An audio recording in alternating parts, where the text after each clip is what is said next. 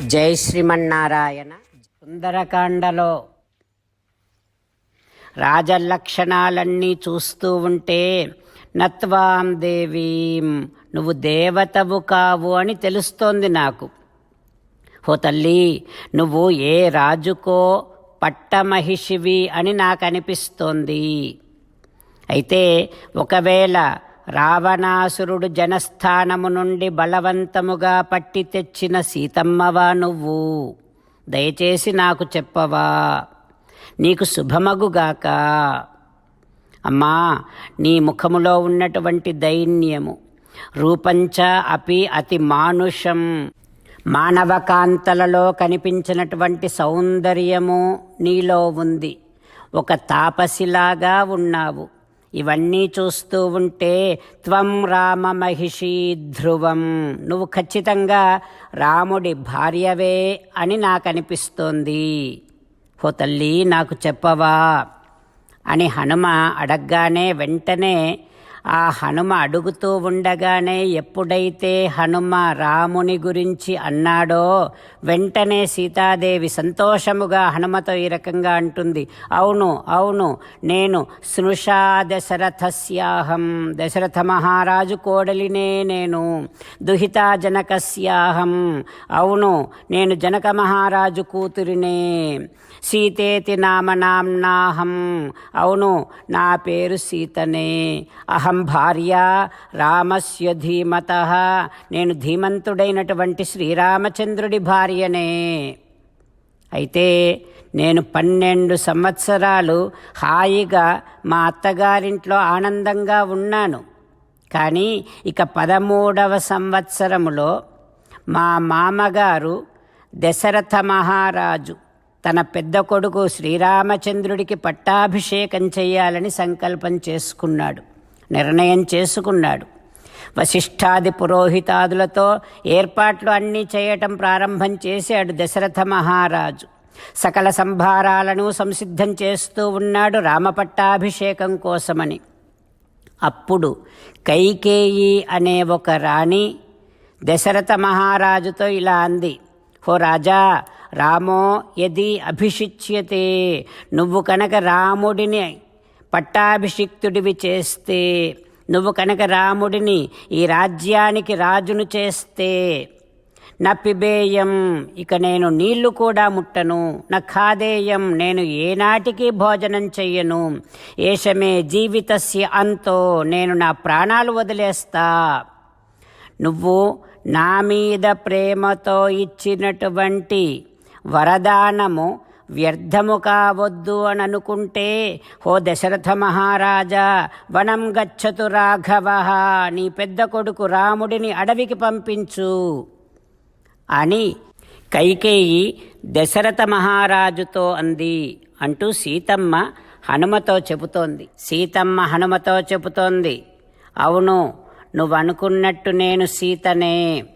అయితే ఏం జరిగిందంటే, రామపట్టాభిషేకం చేయాలని దశరథ మహారాజు అనుకోగానే కైకేయి రామవనవాసాన్ని కోరింది. ఇచ్చిన వరాలు జ్ఞాపకం వచ్చాయి దశరథ మహారాజుకు. కైకేయి పలికినటువంటి కఠోరమైనటువంటి వాక్కులు వినిపించాయి దశరథ మహారాజుకు. అంతే, వెంటనే మూర్ఛపడి క్రింద పడిపోయాడు. ఇక ఆ తర్వాత దశరథ మహారాజు రాముడికి ఇస్తాను అని అనుకున్నటువంటి రాజ్యాన్ని ఇవ్వలేదు. రాముడేమో, నాకు రాజ్యం కంటే రాజవచనమే గొప్ప, నాకు రాజ్యం కంటే నా పితృవచనమే గొప్పది, మనసా పూర్వం ఆసాద్య వాచా ప్రతిగృహీతవాన్.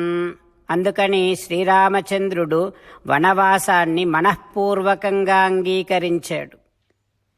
రామచంద్రులను మనసారా ధ్యానము చేస్తూ పరమదయాలువు పరమశివుడు చెప్పిన పరమపావన రామనామాన్ని చెబుతూ మనము రామనామ గానము చేస్తూ ఉంటే అదిగో సీతారామచంద్రులు, పార్వతీ పరమేశ్వరులు, ఆంజనేయస్వామి, సకల దేవతలు, పితృదేవతలు, మహర్షులు, ఆచార్యులు, భాగవతోత్తములు అందరూ మనని చూసి ఆనందముతో అనుగ్రహిస్తున్నటువంటి దృశ్యాన్ని భావన చేస్తూ నోరారా రామనామగానము చేద్దాం.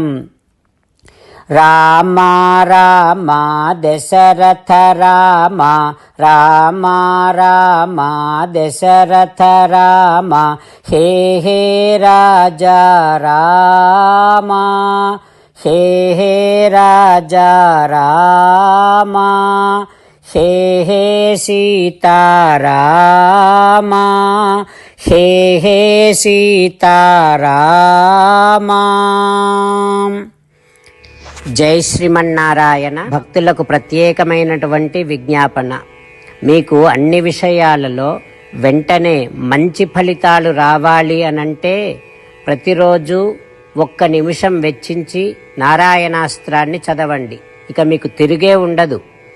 నారాయణాస్త్రాన్ని పొందడానికి మీరేం చేయాలంటే నారాయణాస్త్రం అనే వెబ్సైట్కి వెళ్ళి మీ పేరు, మీ ఈమెయిల్ ఇస్తే మీ ఈమెయిల్కి నారాయణాస్త్రం PDF వస్తుంది. అందులో ఒక రామాయణ శ్లోకం, ఒక గీతా శ్లోకం, ఒక విష్ణునామం ఉంటాయి. ఆ 3 కలిపి నారాయణాస్త్రం అంటాం. ప్రతి ఒక్కరికి వేరువేరు శ్లోకాలను ఇస్తున్నాం. ఆ రకంగా ఎవరి శ్లోకాన్ని వారు ప్రతిరోజు తప్పనిసరిగా చదవటం వలన ప్రతిరోజు ప్రతి 24,000 భక్తులతో ఒకసారి సంపూర్ణ రామాయణ పారాయణ, 33 సార్లు శ్రీమద్ భగవద్గీత పారాయణ, 24 సార్లు శ్రీ విష్ణు సహస్రనామ స్తోత్ర పారాయణ జరుగుతుంది. ప్రతి ఒక్కరికి అంతటి విశేష ఫలితము ప్రతిరోజు లభిస్తుంది.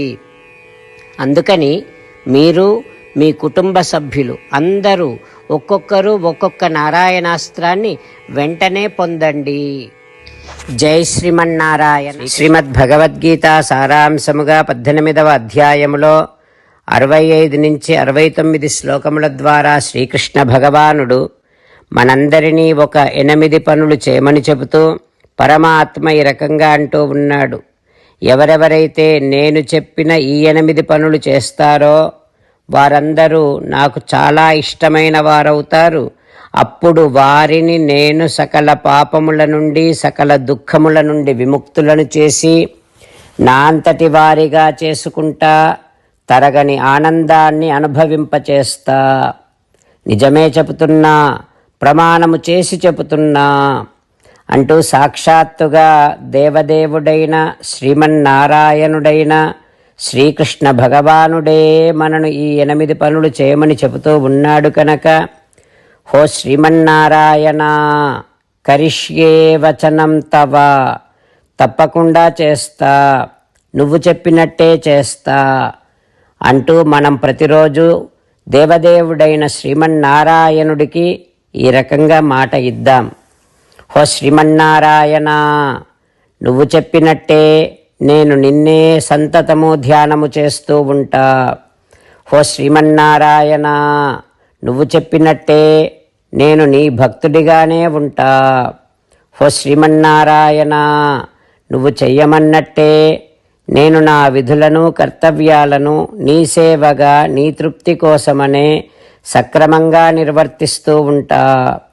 హో శ్రీమన్నారాయణ, నువ్వు చెప్పినట్టే నేను నీవాడిని అనే మహావిశ్వాసాన్ని సంతతము కలిగి ఉంటూ నా హృదయములో నీకే నమస్కరిస్తూ ఉంటా. హో శ్రీమన్నారాయణ, మామేకం శరణం వ్రజ, నన్నొక్కడిని మాత్రమే శరణు వేడుకో అని నువ్వే అన్నావు కనుక నేను నిన్ను ఒక్కడిని మాత్రమే శరణు వేడుకుంటా. హో శ్రీమన్నారాయణ, మా శుచః, ఇక దుఃఖించకు అని నువ్వే నాకు భరోసా ఇస్తూ ఉన్నావు కనుక నేను ఇక దుఃఖించను. హో శ్రీమన్నారాయణ, నువ్వు చెప్పినట్టే నువ్వు నా కోసమని చెప్పిన శ్రీమద్భగవద్గీతను ఎప్పుడో ఒక్కసారి కాకుండా ప్రతిరోజు కనీసము 1 శ్లోకాన్నైనా అనుసంధానము చేస్తూ గీతోపదేశాన్ని జ్ఞాపకం చేసుకుంటూ ఉంటా. హో శ్రీమన్నారాయణ, నువ్వు చెప్పినట్టే నువ్వందరి కోసమని చెప్పిన శ్రీమద్భగవద్గీతను తెలియని భక్తులందరికీ తెలియచేసే నా వంతు ప్రయత్నాన్ని నిరంతరము కొనసాగిస్తూనే ఉంటా. ఓ శ్రీమన్నారాయణ, నేను నువ్వు చెప్పినట్టే చేస్తా, నీకు నచ్చినట్టే ప్రవర్తిస్తా, నీకోసమే పని చేస్తూ ఉంటా. కరిష్యే వచనం తవ. సర్వం శ్రీకృష్ణార్పణమస్తు. జై శ్రీమన్నారాయణ.